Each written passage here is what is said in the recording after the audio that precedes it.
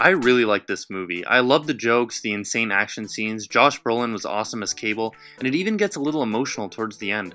Most importantly though, I admire it for being creative and helping keep the superhero genre feeling fresh. I don't think it's as tightly written and as focused as the first movie, but definitely still a good sequel. Also, that mid-credit scene was amazing. 8 out of 10.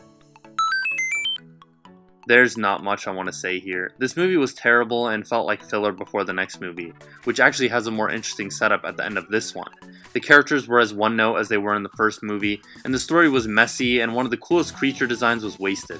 The only good thing I can admit is that this movie was beautifully shot. 4 out of 10. I really enjoyed watching this movie.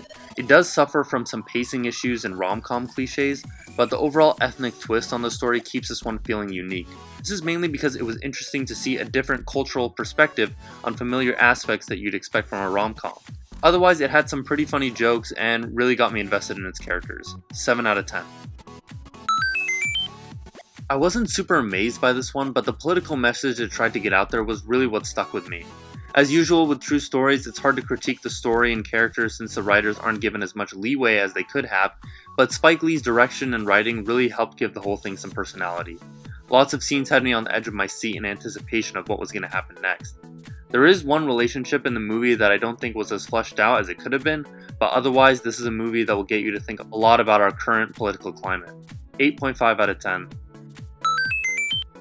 I was really impressed by this movie. The first one got a lot of praise, and after watching it, I thought it was good, but I also thought the plot was kind of bland and I didn't really connect with any of the characters that much. The reason I loved Sicario 2 even more than the first was because it focused more on the personal struggles of Benicio del Toro's character. I also enjoyed learning about how average people, especially kids, are affected and molded by the sheer intimidation of the drug cartels in this area. It helped build on top of the dark world that the first movie set up. 8 out of 10, can't wait for the third one. This wasn't the best live-action Disney movie I've seen, but it definitely is up there. Pooh and his friends were reimagined perfectly, and as a fan of the old cartoons, it really made me feel like a kid again. The story was pretty predictable and didn't offer anything special, but its fun characters and nostalgic imagery helped bring out a really touching emotional center. 7.5 out of 10.